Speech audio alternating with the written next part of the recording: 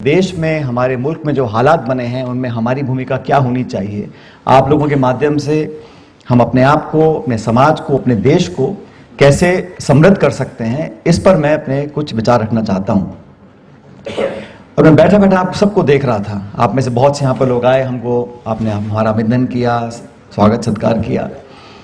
तो सबसे पहली बात तो यह कि जो लोग मंच पर आज बैठे हैं या हमारे सामने आप लोग बैठे हो, हम सब लोग बहुत खुशकिस्मत लोग हैं कि हम सब लोगों को पढ़ने का, वकालत सीखने का, कोर्ट कचहरी समझने का और शिक्षित होने का ये वरदान मिला है।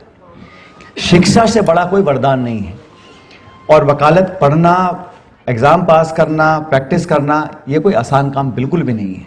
तो हम सब लोग जहां बैठे हैं, हमसे पहली वाली पीढ़ी ने जो संघर्ष किया होगा हम सब ने देखा है, लेकिन महसूस नहीं किया। हम देखते हैं बाप दादा चाचा ताऊ क्या करते थे, क्या नहीं करते थे, और क्योंकि सब करते थे तो एहसास नहीं होता था। आज जो देश बदला है, आज समाज बदला है, और अभी हम आपस में बात कर रहे थे कि हमारी नियुक्तियां कम हो रही हैं या लोअर कोर्ट्स में है, हायर जुडिशरी में अपॉइंटमेंट्स नहीं है, आदि आदि, बहुत सारी बिल्कुल प्रासंगिक बातें हैं। लेकिन हमें यह भी समझना पड़ेगा कि हमने शुरुआत कहां से करी थी। अपना नाम लेने में जो लोग आज से 20-30 साल पहले संकोच करते थे, बहुत पुरानी बात नहीं कह रहा हूं मैं, आज ओबीसी बोलना, ओबीसी का फ्रंट बनाना, ओबीसी के बारे में बातें करना और पिछड़ा वर्ग को एकत्रित करना, एकजुट करना, ये एक पॉलिटिकल एजेंडा है, सामाजिक एजेंडा है, और हम सब लोग दमदार तरीके से अपना पक्ष रख सकते हैं।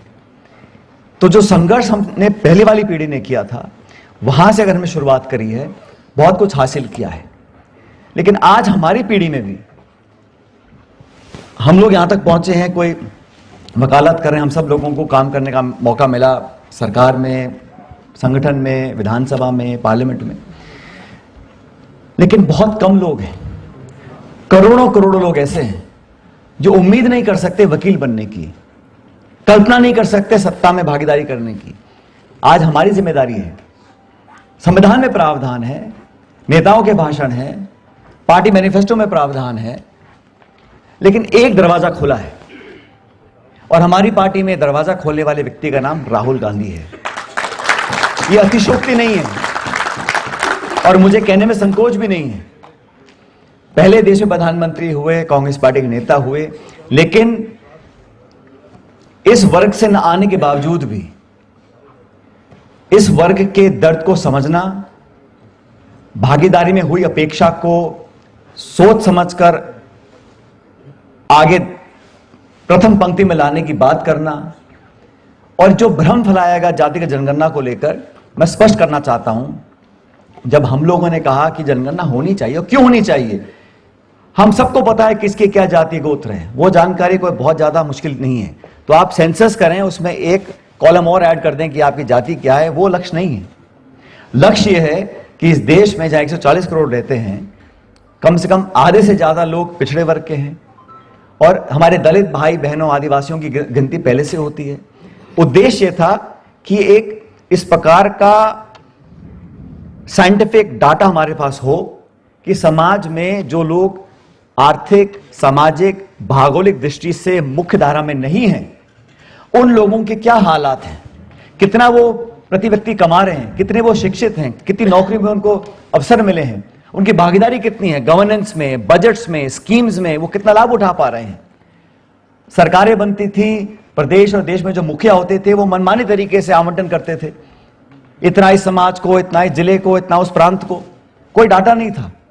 हम चाहते हैं पता तो पड़े, जिन लोगों के नाम पर वोट बटोरे जा रहे हैं वो किस प्रकार अपना जीवन व्यतीत करते हैं, उनके बच्चे बच्चियां कहां तक पढ़े हैं, पढ़ लेकर कहां भटक रहे हैं, कितनी नौकरी उनको मिली है। इस प्रकार का जब विवरण हमारे सामने डाटा में आएगा तो हम कह सकते हैं कि हमने 100 रुपए आवंटित किए थे इस समाज के कल्याण के लिए, और यहां पे सिर्फ 20% पैसा यूज किया है, या यहां पर सब बहुत प्रगति कर चुके हैं। हमें किसी और वर्ग को विद इन ओबीसी देखना है, क्योंकि ओबीसी भी कोई एक समाज नहीं है।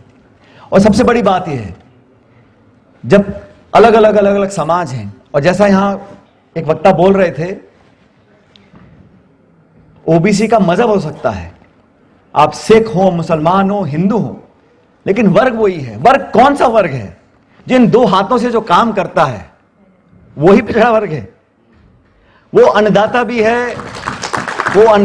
है, वो कारीगर भी है, वो दूधदाता भी है।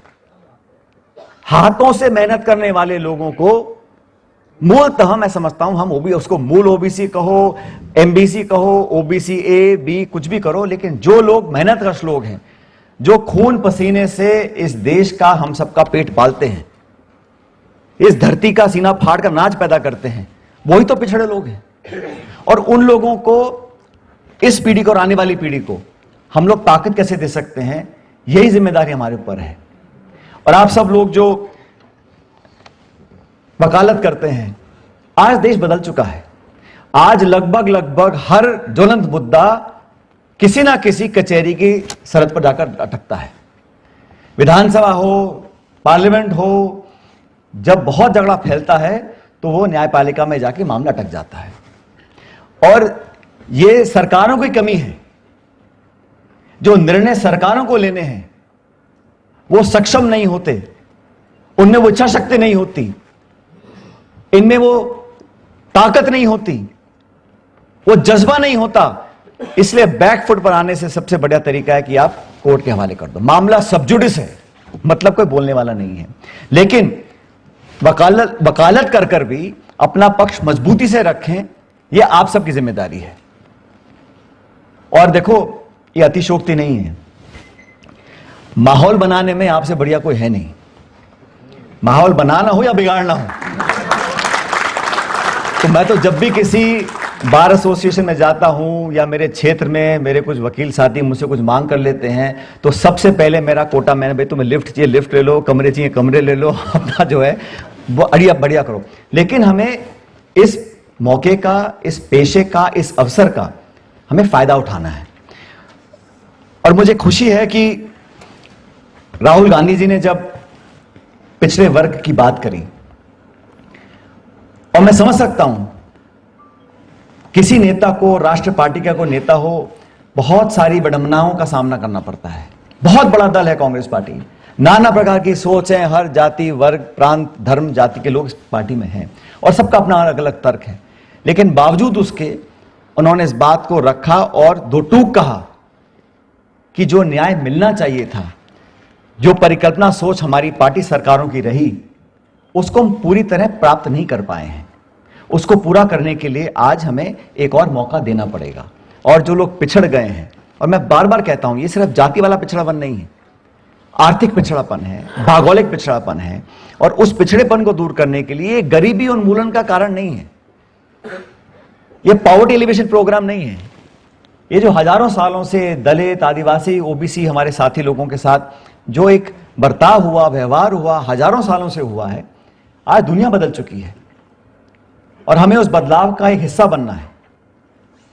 हम पॉलिटिकल पार्टी में काम करते हैं, हमारी जिम्मेदारी है। कांग्रेस में मैं बहुत कम उम्र में मुझको मौका मिला संसद में जाने का, और इन 20-25 सालों के सफर में मैंने हमेशा कोशिश करी है कि अगर मुझे इतनी कम उम्र में मेरी पार्टी ने मौका दिया, जनता ने आशीर्वाद दिया, मुझे लोकसभा भेजा, तो मैं, मेरी राजनीति में मुझ जैसे या हमसे और जो इतने समर्थ ना भी लोग हों, उन नौजवानों को हमें आगे लाना चाहिए।